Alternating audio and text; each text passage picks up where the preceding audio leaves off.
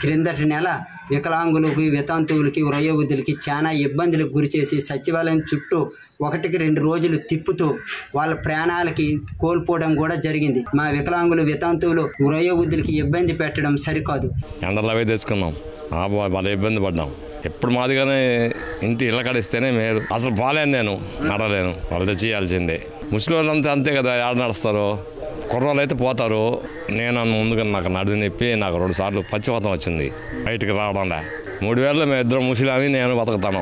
ఒకటే దగ్గరకు వస్తుంది, రేపు ఇంటికి వచ్చి ఇవ్వాలా, మా వాళ్ళకి కాదు వచ్చేదానికి. ఎండలు కాలిపోతున్నాయి, ఇక్కడ మేము నడలేము, దూరము, కళ్ళు సరిగ్గా కనపడటం లేదు, మసగ్గా 2 కళ్ళు.